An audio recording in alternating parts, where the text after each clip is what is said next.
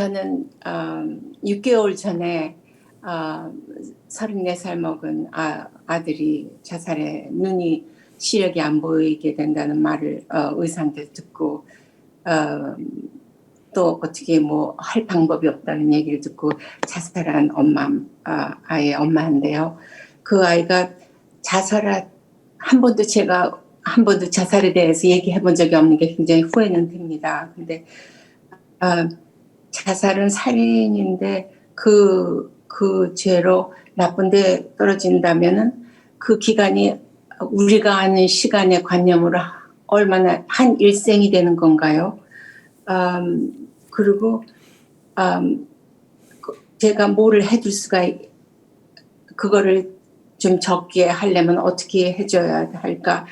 뭐 보시하고 그러는 거는 제가 알고 있지만 그 외에 뭐 금강경을 읽어줘야 하는지,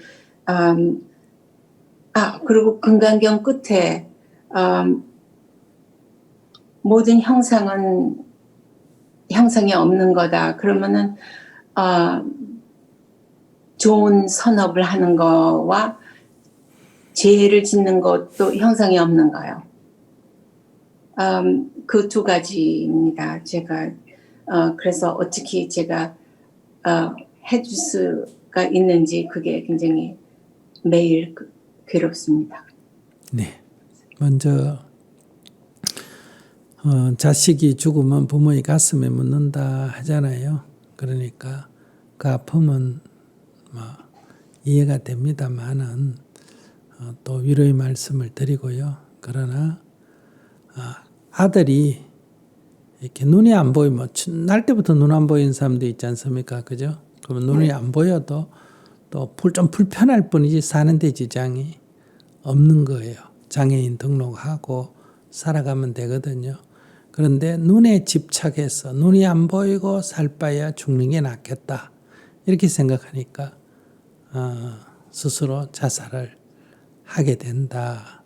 그러면 그것을 사로잡힘이라 그래요. 그 생각에만 딱 사로잡혀가 아무것도 안 보인다. 이런 얘기예요. 그러면 자기가 볼 때, 자기가 생각할 때는 아들이 그 눈이 안 보이면 안 보이는 대로 불편함을 하면서도 서로 도와가면서 살면 되지 죽을 것까지는 없지 않느냐. 이런 생각이 엄마로서는 들잖아요.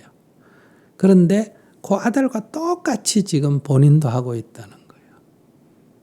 정신적으로 똑같은 지금 증상입니다. 그러니까 아들이 죽었다는 거기에 딱 사로잡혀가 지금 아무것도 안 보이는 거예요. 그래서 옆에 사람이 볼 때는 그 생각을 놔버리고 이제 자기 인생을 좀 행복하게 남은 인생이 1년이 되든 10년이 되든 좀 살면 어떨까. 이렇게 옆에 사람은 다 그렇게 보여지는데 자기는 아들이 죽었는데 내가 어떻게 행복하게 살 수 있느냐. 아들한테 뭐가 도움이 돼야지.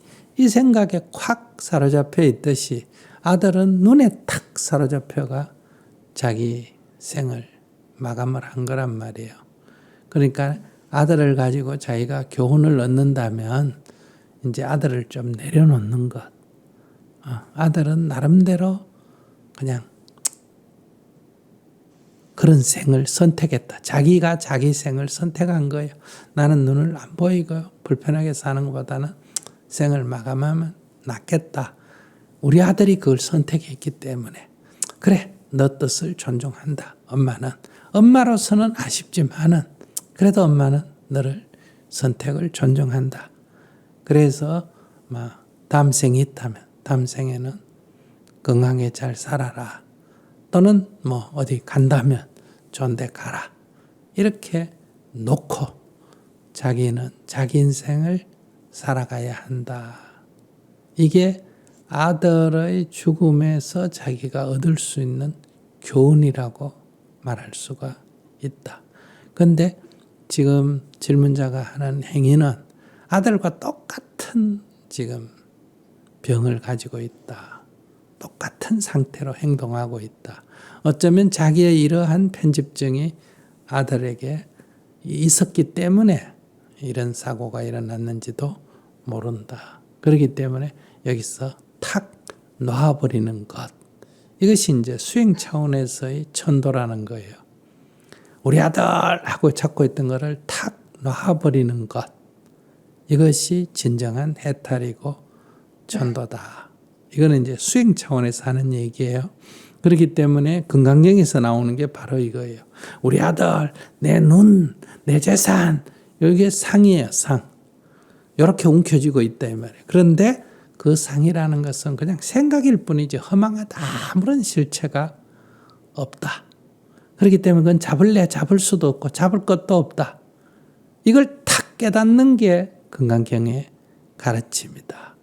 그래서 우리가 죽은 사람에게 금강경을 읽어주면 좋다 이 말은 금강경을 읽으면 죽은 사람이 존대간다 이 얘기가 아니라 금강경의 내용을 확 알아버리면 이건 내가 상을 지었구나. 내가 상을 붙들고 허상을 붙들고 있구나 하는 것을 확 깨달아버리면 이 괴로움에서 벗어난다. 그래서 죽은 사람에게 금강경을 독송하면 복이 된다. 이런 말이 나온 거라는 거예요. 금강경 가르침으로 하면 여기서 자기가 탁 내려놓는 거다. 그러면 이제 종교적으로는 어떠냐? 이제 이 깨달음이 안 되는 사람은 이제 종교적인 위로를 받아야 되거든요. 그 옛날부터 종교가 어떻게 생겼느냐? 이 인간의 심리는 모를 때 두려움이 생깁니다. 뭘 모를 때. 어디 되는지 모를 때 두렵다. 낯설은 데 가면 두렵잖아요. 그 낯설은 곳에서 오는 게 아니라 아는 곳에 가면 두렵고 낯설은 곳에 가면 두렵다는 거는 모르기 때문에. 아는 사람을 만나면 안 두려운데 낯설은 사람을 만나면 두려워. 왜? 모르기 때문에. 아는 일을 하면 괜찮은데 처음 하는 일은 두려워. 왜? 모르기 때문에. 그러니까 모르기 때문에 두려움이 생긴다. 그런데 우리가 죽음이라고 하는 것은 너도 모르고 나도 모른다. 그렇기 때문에 인간에게 가장 큰 두려움은 죽음이에요. 그러니까 죽음이 두려움이 아니고 이 문제에 대해서는 모르기 때문에 두려움이 생긴다. 그래서 이 두려움을 어떻게 극복을 하느냐 하는 데서 인간은 벌써 5,000년 전에 이 아이디어를 낸 거예요. 죽은 뒤에 좋은 데 간다. 천국에 간다. 극락에 간다. 좋은 곳에 간다. 그러니까 아쉽긴 하지만 좋은 곳에 간다 하니까 위로가 되지 않습니까? 내가 죽어도 여기보다 좋은 데 가고 우리 아들이 죽어도 여기보다 좋은 데 간다. 그래서 이게 종교가 생겨난 거예요.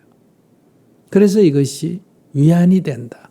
이게 사실이냐? 그거 지금 중요한 게 아니에요. 사실이다 아니다 이 문제가 아니라 좋은 데 간다 이 생각을 함으로 해서 인간은 죽음에 대한 두려움으로부터 좀 더 자유로워졌다. 두 번째, 인도 사람이 보다 더 좋은 해결 방법을 찾은 거예요. 그게 뭐냐? 환생한다. 다시 태어난다. 그러니까 좋은 데 가도 저 멀리 가버리는데 이거는 다시 이곳으로 온다 하니까 훨씬 더 안심이 되죠. 그래서 인도 사람은 죽음에 대해서 그렇게 많이 울지 않습니다. 화장도 뭐 며칠 놔놓고 하는 게 아니라 오늘 죽으면 오늘 바로 화장해 버립니다. 왜? 빨리 오려면 빨리 이 집착을 할 육신을 없애버려야 된다. 이렇게 생각하거든요. 그래서 우리가 이걸 빨리 놔줘 버리면 빨리 온다. 이렇게 생각하니까 어때요? 위안이 된다. 그래서 이제 천도제를 지내는 종교의식이 기독교는 기독교식으로 불교는 불교식으로 종교의식이 나오게 됐다. 이 종교의식이 사실이냐 아니냐고 논하는 것은 굉장히 어리석은 일이다. 그러니까 그렇게 생각함으로 해서 뭐가 있다? 이 심리적인 위로가 된다. 이런 얘기. 그래서 이제 종교적으로 불교에서는 사람이 나쁜 짓을 하면 지옥에 가고 좋은 일을 하면 천상에 가는데 그 나쁜 자기가 남을 해치거나 남의 물건 훔치거나 나쁜 짓에서 지옥에 갔는데 제일 중요한 거는 죽어서도 그걸 깨우치면 나올 수 있는데 스스로 힘으로 나올 수 있는데 대부분 다 못 깨우친다는 거예요.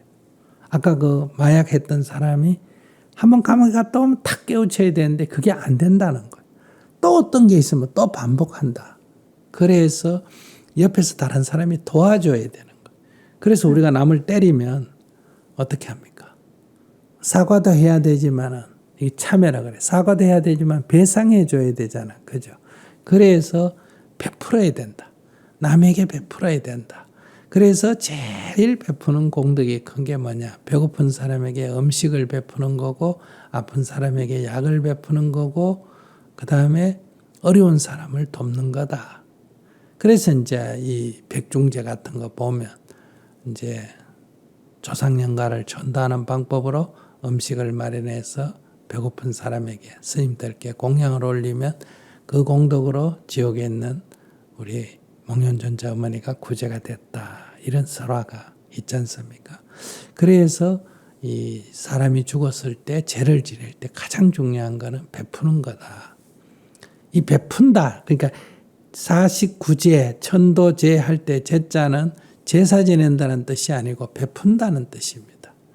그러니까 이제 종교적으로는 이제 자기가 가진 것 중에 만약 부모가 돌아가셨다면 부모를 위해서 자식이 죽었다면 자식을 위해서 부모가 가난한 사람들에게 음식을 베풀고 병든 자에게 약을 베풀면 이제 큰 공덕이 있어서 그 고통에서 벗어난다. 이거는 사실이냐 아니냐 이렇게 묻지 말고 그게 믿음이라는 거예요. 이 종교적인 해결책이다. 그러면 수행적 해결책은 뭐냐? 집착을 놓아버리는 거다. 이것도 아들이다 하는 상을 짓고 붙들고 있는데 그 상은 허망한 거다. 그걸 탁 놓아버리면 내가 자유로워진다. 이거는 이제 수행적 관점에서 하는 얘기고 종교적으로는 어려운 사람에게 베풀어서 그 공덕으로 좋은 곳으로 가게 된다. 이렇게 말씀을 드릴 수 있겠습니다. 자기는 이제 두 가지를 다 병행해 보세요. 아, 이게 상이구나. 아들이 눈에 집착하듯이 내가 아들에 집착하고 있구나. 아들이 저지른 바보 같은 짓을 나도 동시에 하고 있구나. 아, 나는 바보 같은 짓을 안 해야지. 그래, 너는 존대 가라. 나는 너를 통해서 내가 깨달음을 얻어서 나는 행복하게 너 공덕으로 살 거야. 이렇게 탁 지금 돌아오는 게 수행적 관점이고, 그래도 우리 아들이 그래도 마음에 이게 안 없어지면 이제 어려운 사람을 위해서 베풀모로 해서 존대 갔다. 그렇게 하면 존대 간다 하니까 믿음을 통해서 이제 안심을 하는 길이 있다. 이렇게 말씀을 드릴게요. 감사합니다. 근데 저는 어떻게 사는 거는 뭐 내가 괴로운 거는 뭐 그러다가 한 1년 이내에다가 적어지겠지만 그 아이에 대한 무슨 해결 방법이 없으니까 그게 괴로운 거죠. 종이에다가 예. 아들 그림을 그려놨어요. 종이에다가 예. 내가 아들 그림을 그렸어. 그래 그 종이를 태웠어요. 그러면 그 종이 그림에 있는 아들은 어디 있어요? 탔죠. 없어졌죠.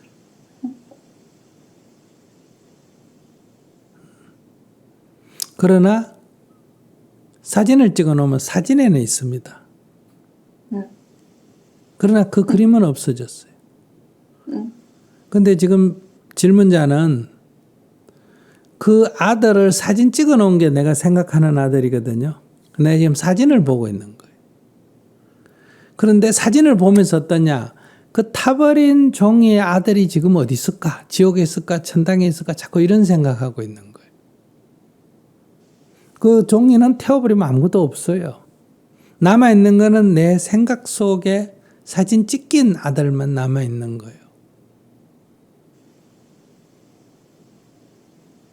그러니까 지금 질문자의 문제는 사진 찍힌 아들이 문제가 아니고 사진 찍힌 이 아들 말고 타버린 그 아들이 어디 있다고 자꾸 생각하는 거, 이게 큰 문제예요.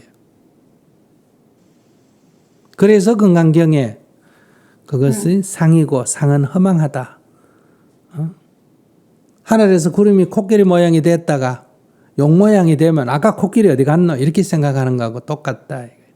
그건 코끼리 모양이 됐다, 용 모양이 됐다가 이렇게. 예, 그래서 뜬구름 같다 이렇게 설명하는 거예요. 이 육신이라는 거는 해체가 되면 그림을 지워버린 것과 같아요. 그러면 또 딴 그림을 그리면 또 딸에 그려지는 거예요. 그런 것처럼 우리들의 몸의 원소는 또 식물의 요소가 되고 동물의 요소가 되고 다른 사람의 요소가 되는 거예요. 흙판에 그림을 그려놓고 분필 지우개를 지웠다. 아까 그 그림 어디 갔노? 이렇게 묻는 거하고 같다. 그 그림이 내가 사진을 뇌 속에 찍어 놓은 거는 남아있지만은 그 흙판에는 아무것도 없습니다. 이것을 아셔서 그래서 아까 자기 머릿속에 있는 그림을 지우라. 이게 건강경의 가르침이다. 이런 얘기. 알겠습니다. 네. 그 말씀이 정말 옳은 말씀이라고 저도 생각하고요. 굉장히 만족합니다. 그렇지만 힘든 거는 확실해요.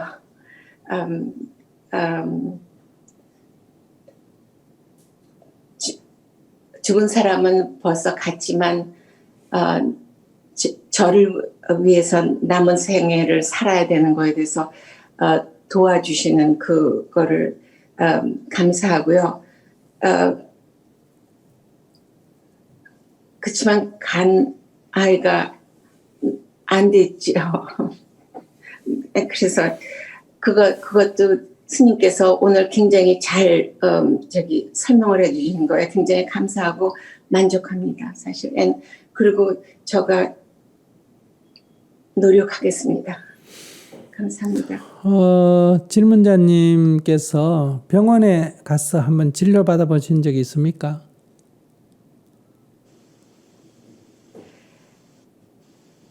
네, 있습니다. 한 2달 갔다가 그거는 별로 좋은 거 같지 않아서 그냥 그만뒀습니다. 네, 제가 볼 때는 이 기도를 하면서도 네.